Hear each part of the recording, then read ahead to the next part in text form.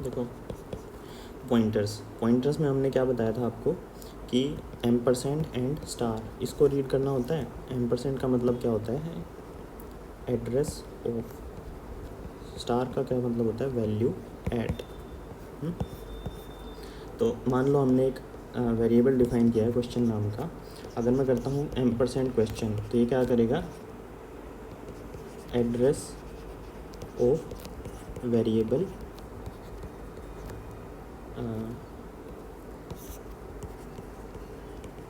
Variable whose name is question.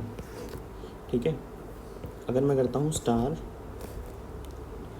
मान लो कि इसका एड्रेस था 100, स्टार एट 100, तो इसका क्या मतलब होगा, वैल्यू एट एड्रेस 100।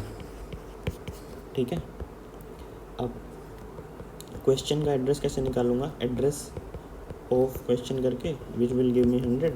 तो अगर मैं ऐसे कर दूँ एम्परसेंड स्टार क्वेश्चन, तो ये क्या देगा, वैल्यू एट एड्रेस अंदर क्या आएगा, address of variable with name question. तो ये मुझे क्या देगा, वैल्यू एट एड्रेस। अब एक क्वेश्चन नाम के वेरिएबल का क्या एड्रेस था, 100, एड्रेस 100। यहाँ पे जो भी वैल्यू स्टोर होगी वो आंसर में आ जाएगी। अब इसका यूज़ क्या होता है पॉइंटर का, देखो मैंने अभी थोड़ी देर पहले आपको क्या बताया कि मुझे एक टेस्ट में 10 क्वेश्चंस दिखाने थे, तो मैंने एक 10 साइज़ का एरे बना लिया था। लेकिन कभी कभी ऐसा होता है ना कि आपको स्टार्टिंग में नहीं पता होता है कि कितने क्वेश्चंस होंगे। फॉर एग्ज़ाम्पल, मैंने किया नहीं हुआ है अपनी ऐप में, लेकिन मान लो एक स्लाइडर दे दूँ मैं और यूज़र को पूछूँ कि आप ये स्लाइड करके मुझे ये बताओ, आपको क्वेश्चन 5 चाहिए, 10 चाहिए, 15 चाहिए या 20 चाहिए अपने टेस्ट में।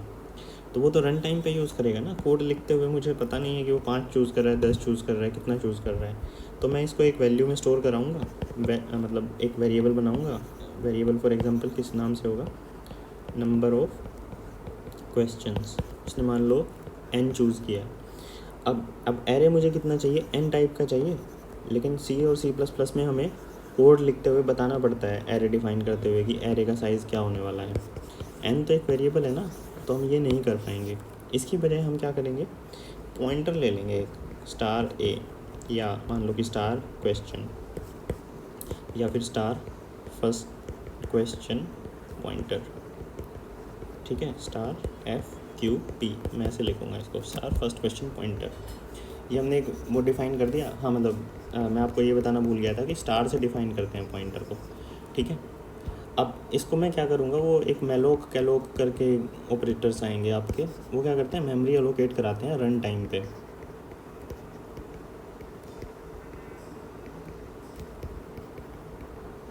ठीक है। अगर आप इसको बोलोगे, मुझे एग्जैक्टली ध्यान नहीं है कौन सा यूज़ होगा, वो आप इंटरनेट पे पढ़ के देख लेना इन दोनों में से कौन सा यूज़ होगा। अगर आप इसको बोलोगे कि 10, तो ये आपको 10 साइज़ की मेमोरी दे देगा, ये वाली। ठीक है।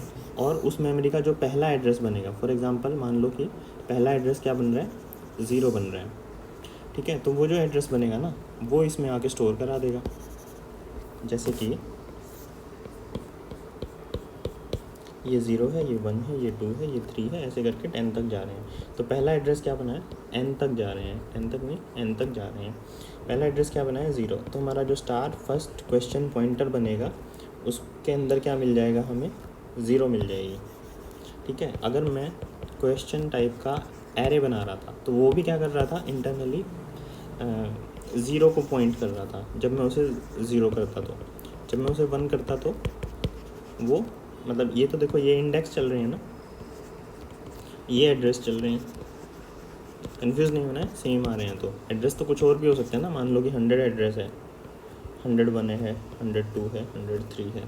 ठीक है। तो ये इस तरह से चलते। अभी मैंने क्या किया है, स्टार फर्स्ट क्वेश्चन पॉइंटर को मैंने 100 पे पॉइंट करा लिया है। किससे, मेलोक या कैलोक से, मेमोरी एलोकेशन या ये कैलोक की जो भी फुल फॉर्म होती है उसका यूज़ करके। इससे मुझे क्या बेनिफिट हुआ है कि मुझे रन टाइम पे ये नहीं पता था कि मुझे 10 क्वेश्चंस चाहिए तो मैं 10 का एरे बना लूँ। मुझे था कि n में जो भी वैल्यू आएगी ना, उतने साइज़ का एरे चाहिए। और वो मैंने कैसे बनाया, मेलोक कैलोक से। ठीक है, और उसके पहले एड्रेस को मैंने पॉइंट किया है 100 पे। अब जब मुझे अगला चाहिए होगा ना तो मैं FQP प्लस प्लस कर दूंगा और फिर मैं उसकी वैल्यू ले लूँगा। फर्स्ट क्वेश्चन पॉइंटर को जैसे ही मैं प्लस प्लस करूँगा, पॉइंटर जो है इसको पॉइंट करने लग जाएगा। ठीक है, इसकी वैल्यू क्या आ जाएगी, जो भी 101 पे स्टोर है।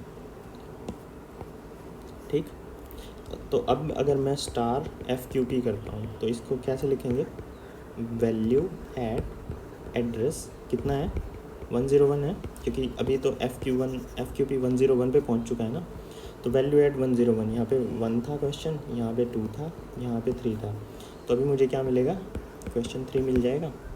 ऐसे ही प्लस प्लस करके मैं आगे बढ़ता रहूँगा। लेकिन आप एक चीज़ ध्यान रखना कि जब आप प्लस प्लस करके जा रहे हो तो आप पहले क्वेश्चन का रेफरेंस लूज़ कर रहे हो, तो या तो आप माइनस माइनस करके या माइनस सीधा n करके 0 पे आओगे, या इसको कहीं अलग से स्टोर कर लोगे। For example first question pointer stored, नया वेरिएबल बना के फर्स्ट क्वेश्चन पॉइंटर आप अलग से स्टोर कर लोगे। छोटी सी डिटेल है ये, जब आप प्रोग्राम्स बना रहे होगे या कहीं एग्जांपल देख रहे होगे वहाँ अपने आप आपको समझ में आ जाएगा मैं क्या कह रहा हूँ। ठीक है, अभी के लिए आप बस इतना याद रखो कि पॉइंटर का क्या काम होता है कि किसी एक एड्रेस को पॉइंट करता है, जैसे हम उस पर प्लस प्लस या माइनस माइनस करेंगे, प्लस प्लस का मतलब पता है ना, plus plus is equal to +1, यानी कि अगर मैंने किया है FQP प्लस प्लस, इसका मतलब क्या होता है, FQP is equal to FQP +1। ठीक है, ऐसे ही मैंने अगर FQP माइनस माइनस किया है तो उसका मतलब क्या होता है, FQP is equal to FQP -1।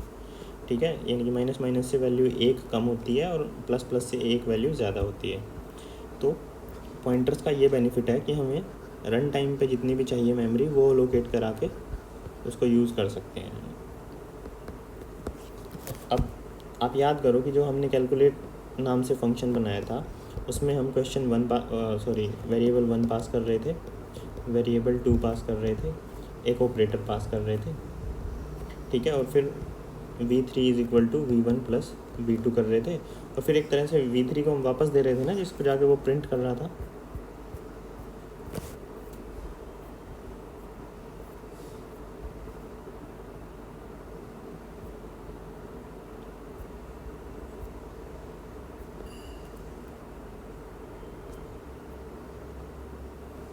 Store कर रहे हैं, स्टोर करने के बाद उसे प्रिंट करने के लिए वापस से भेजेंगे ना, हाँ, हमारे मेन फंक्शन में display.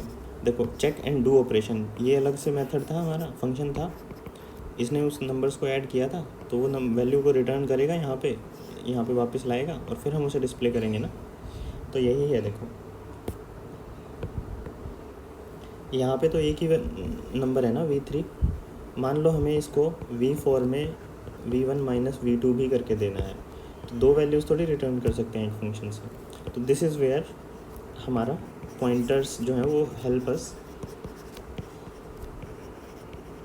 Return multiple values from function. अब देखो बताऊंगा ये कैसे होता है। एक चीज़ ये देखो, ये मेन मेथड है हमारा, मेन फंक्शन है हमारा, ये क्या कर रहा है कि 10 क्वेश्चंस लोड करा के और ये पास कर रहा है कि इन सबको ब्लैंक कर दो। ये अलग से मेथड है, फंक्शन है। ठीक है, तो ये मेमोरी का चंक था जिसमें हमारे 10 क्वेश्चन स्टोर थे। अब देखो क्वेश्चन तो बहुत बड़े होते हैं ना, तो मेमोरी बहुत ज़्यादा खा रहे होंगे। अगर मैंने उनको यहाँ से ला के और फिर आगे पास करना है तो एक और कॉपी बनती है, मतलब ये बनती है, मैं बता रहा हूँ आपको, तो ये उस मेथड के पास जाती है, फिर यहाँ पे उसको एडिट किया जाता है। लेकिन देखो अगर मैं इसको मेथड को पूरे के पूरे को कॉपी करने की बजाय, इस चंक को पूरा कॉपी करके भेजने की बजाय अगर सिर्फ इसका पॉइंटर भेज दूँ, मान लो 100 एड्रेस था, सिर्फ 100 भेज दूँ, और ये क्या करेगी 100 पे ब्लैंक कर दे, फिर 101 पे जो है उसे ब्लैंक कर दे, फिर 102 पे जो है उसे ब्लैंक कर दे, ऐसे करके जो भी हमारा एंड एड्रेस बनेगा उसको ब्लैंक कर दे। ठीक है, तो हमने क्या किया कि पूरी की पूरी वैल्यू बना के भेजने की बजाय सिर्फ इसका एक रेफरेंस भेज दिया। तो पॉइंटर्स का एक बेनिफिट ये है कि कम कॉस्टली पड़ती हैं, कॉस्ट ऑफ कॉलिंग फंक्शन